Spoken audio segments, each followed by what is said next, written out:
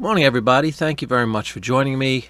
We're going to take a look at some recent sales over the last 10 days, I think it is. Well, since July 1st, as I record this on the 10th. It's the last 10 days.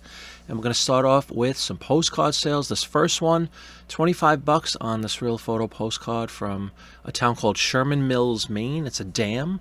It says by the Center Bridge, early 1900s. And there's a blow-up of the image. Nothing super remarkable. I guess it's just the fact that it is an image. You can see the kind of delay with the waterfall there. That's kind of interesting. And just a rickety little wooden dam bridge. There's a house in the background. And there's the back, letting you know it's a real photo. $25 on that one. That's a pretty good sale for me, postcard-wise. Anything north of $10, I'm usually pretty happy. And the next couple are from my infamous World's Fair collection that I picked up back in March, along with a whole bunch of other postcards. This is from the 64-65 New York's World Fair. What's cool about this one is it's one of those scalloped edges, but it's also a model of what is going to become the pavilion, the GE pavilion, I think it was. Yep. Walt Disney, of course, being part of that, so I'm sure that helped with the sale. $15 on that one.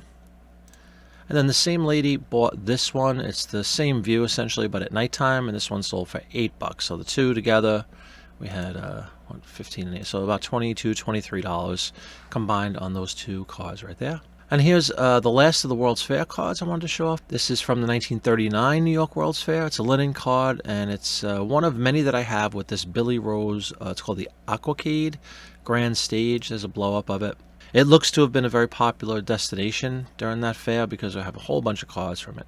And that one sold on sale at the time I was running a sale, $10.79. Here's another postcard sale. This looks like a real photo, but it's not. It has that kind of sepia tone. But if you look at the back, you can see it's not an actual photo. And when you look with a jeweler's loupe, you can see those little dot matrix. But regardless, it's still a nice sale. Allen Avenue in Allenhurst, New Jersey. If you look really closely, you can see a couple of the old cars back there. And if you look on this side, it looks to be a family. It looks like a father, mother, and little girl, I guess, or little boy, walking down the sidewalk. Just a nice little neighborhood view. A town called Allenhurst, and sold for $13. And then finally, with the postcard sales that I want to go over, this one is kind of an aerial view. It says a view from a toll road in a town called Mount Wilson, California, aerial view. And there's a blow-up of the image right there.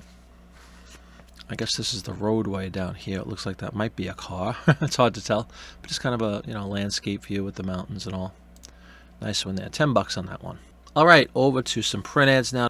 This one is from 1929. It's a car ad, probably my favorite type of ad to sell. They usually sell at a premium, and this one is definitely a case of that. I had a 25% off sale, which I still have running, actually, on all my print ads. So this one sold for $22.49 plus shipping.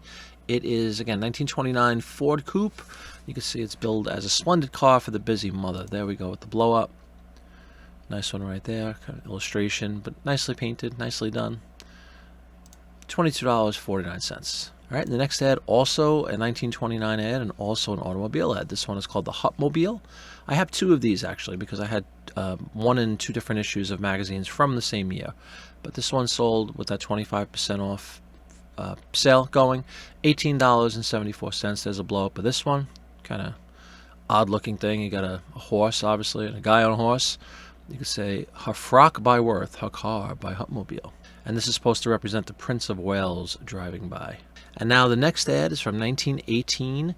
It's an interesting ad, actually. It's from World War I era, 1918, towards the end of the war. And you can see it says, Daughters of Uncle Sam calendar. So you would send away Swift's Premium, the makers of ham, famously, was doing a giveaway here with a calendar for these daughters of Uncle Sam. And this one sold for $16.49 with that 25% off plus shipping. And the next one is from 1958. This is for Ready Whip whipped cream. Can looks exactly the same now, as you say, but obviously got the Halloween tie-in, the jack-o'-lantern. That's a kind of interesting looking cake with the whipped cream on top. And this one sold for $14.99 plus shipping on sale. And now the final ad I want to show everybody, and the real reason I'm showing this one is because of the form factor. You can see how thin it is. It's 16 inches by only 3 inches wide. I talk about these off-size ads all the time, and the fact that they do sell. So I wanted to show everyone that this one actually sold. It's from 1918 McRae refrigerator. And it does have Uncle Sam up there. You can see it, but he's dressed more of a contemporary look for 1918 rather than that old-fashioned 4th of July looking Uncle Sam for this product called McRae Refrigeration. And this again on the 25% off sale, sold for $12.37. And I just wanted to finish up with a couple of CD sales. I'm sure many of you saw the video I released a week ago or so about a CD haul that I picked up last weekend as I record this. It was $100 for about 110 CDs that were salvageable from the collection, and this one sold for $20, so I'm already 20% up right there of my initial investment. Jimmy Page, Black Crowes, Live at the Greek. This is a fantastic album that I've had for years myself, but since I got this one in that haul, I wanted to put it up for sale. It's a double disc, really nice case too. Everything's in perfect condition. $20 on that sale. Great one.